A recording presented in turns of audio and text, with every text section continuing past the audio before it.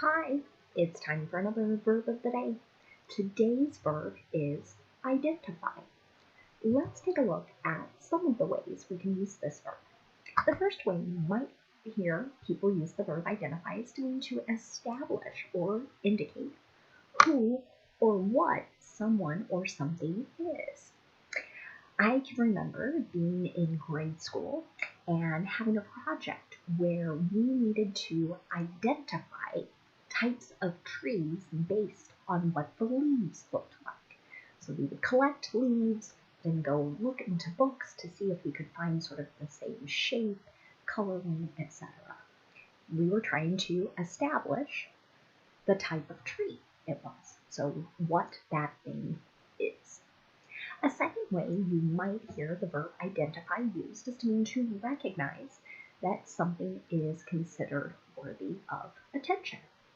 Sometimes at work, people will talk about identifying issues or problems. And again, the idea here is recognizing that maybe a particular situation requires more attention.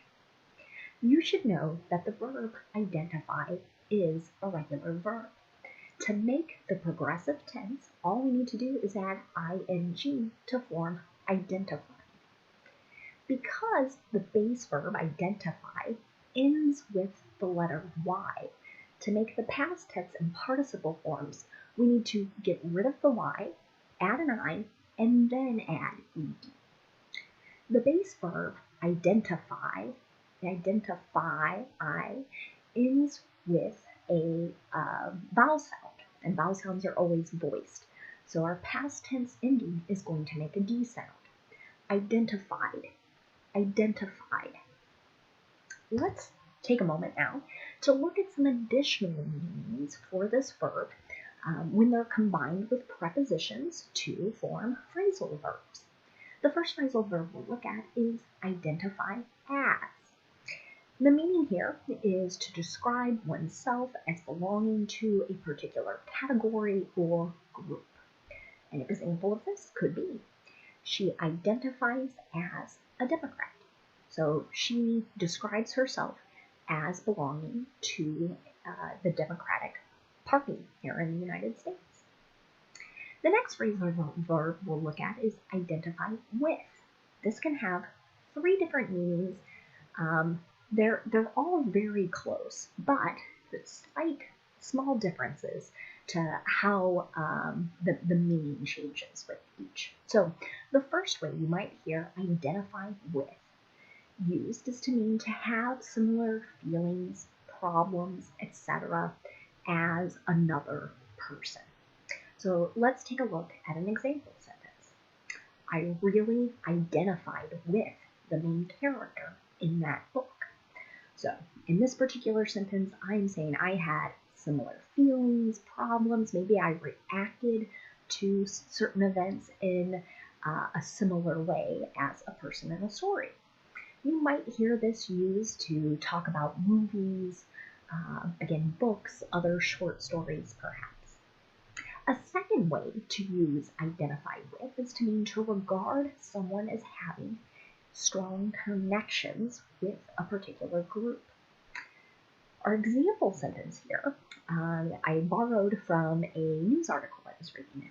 And the article said that a particular group of people, they identify with the rioters who stormed the Capitol. So it was talking about a group of people who were not in Washington, D.C. on January 6th, but nevertheless, they feel very strongly connected to the people who were. That sentence actually scared me a little bit as I read it in the news report, but I thought it identified the meaning here very well. So the last way you might hear identify with used is to mean to think of something as being the same as something else. So again, the definition there could be a little confusing, but I hope what you're noticing here, all three usages of identify with have this connection of similarness, sameness, connection, right? Seeing similarities between either individuals or objects or groups. So let's look at how identify with the third way it can be used. We shouldn't identify sugar-free foods with health food. So this sentence is saying we should not think of all food that has no sugar as being health food. And an example of that, a lot of fried foods, for example, they might not have sugar, but they're not healthy either. Okay, so we don't want to think of these two groups as being exactly the same.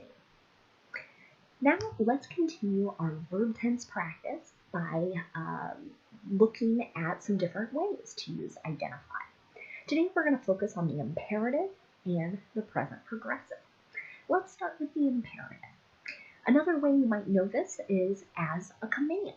So what's unique about the imperative is that we do not have a stated subject, right? So we don't see I, you, we, he, she, etc.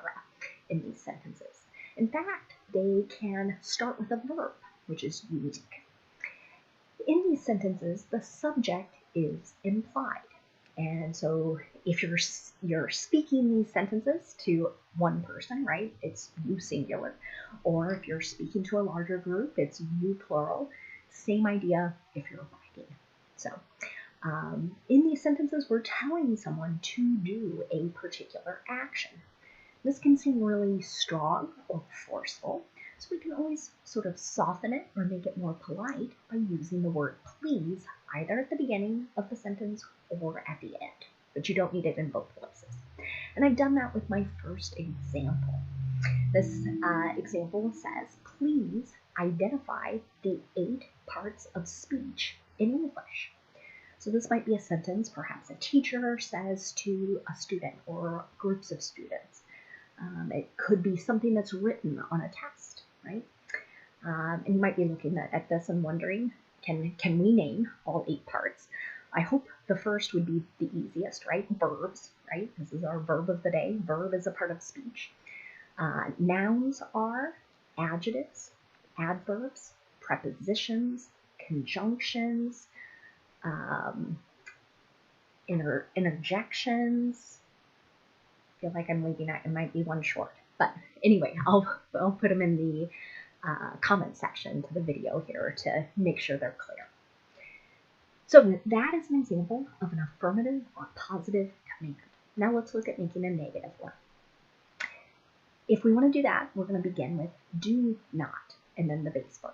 Again, you could always soften this a bit by adding please. So here's another example of our last phrasal verb too. Don't identify being healthy with being thin. So again, this is that idea of sameness, except this is negative. So being healthy and being thin are not the same things. That's what this sentence is saying. Now let's take a look at the present progressive. We use this verb tense to talk about an action that is in progress or something that's happening right now. To make this verb tense, we need to use a present form of be, that's am, is, or are, and then we're going to use that ing form of the verb. Let's look at the affirmative example. The nonprofit is identifying good locations for food distribution events. So here, nonprofit is referring to one organization. This is like saying it. That's why we're using is, and then you can see that ing form of the verb. To make a negative present progressive sentence, we need to insert not after our be verb. You might hear some people use contractions for is not, make it isn't, or are not, make it aren't, but you will not hear anyone make a contraction with am not, or at least I hope you don't, because there is none. Let's take a look at another example. The police aren't identifying the victim at this time. This might be a sentence you hear if you're watching the news, or maybe if you're reading a news article as well. So here they are not sharing who, unfortunately, was hurt or harmed in a particular crime. Lastly, let's look at making a yes or no question in the present progressive. To do this, we're going to start with our form of be, whatever form matches our subject, and the subject comes next, and then we'll have our ing form of a verb.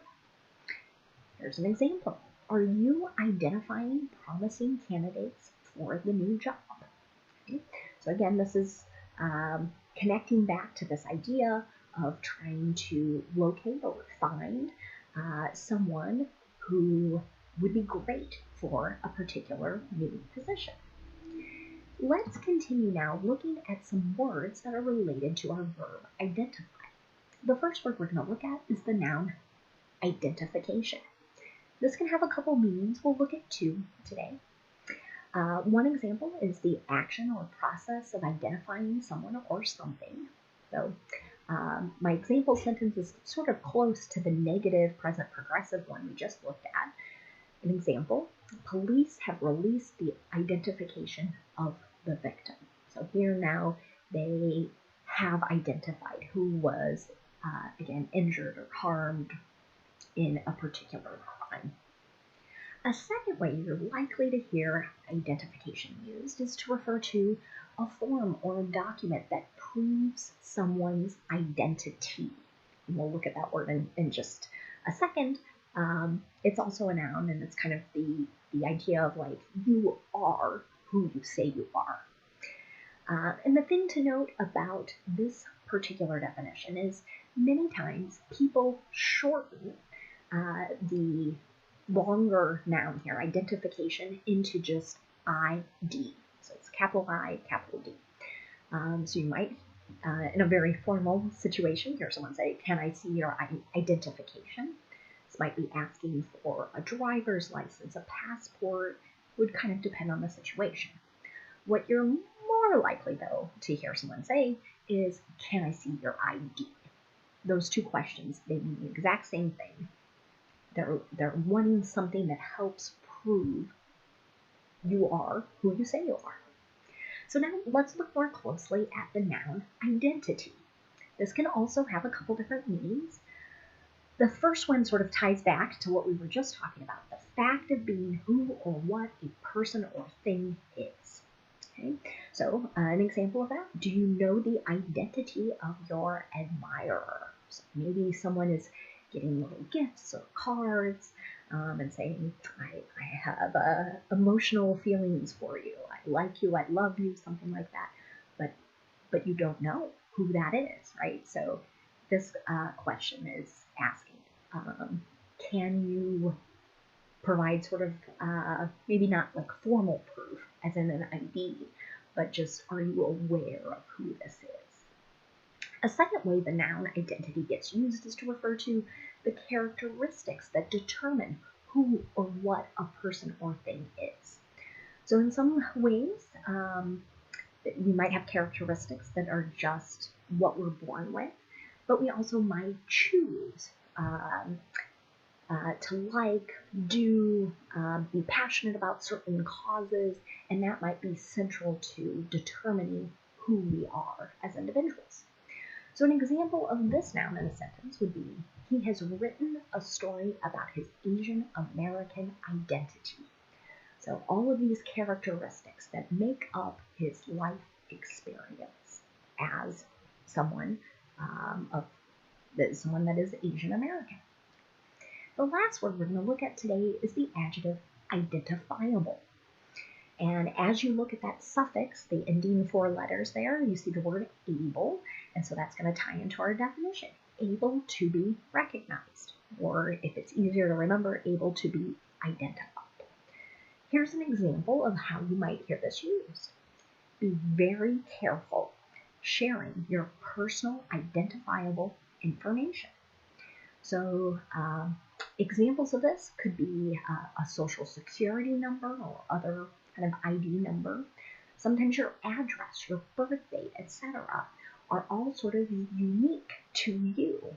And unfortunately, some people will try and take that information and to use it to either try and get a loan or spend money, get a credit card, etc.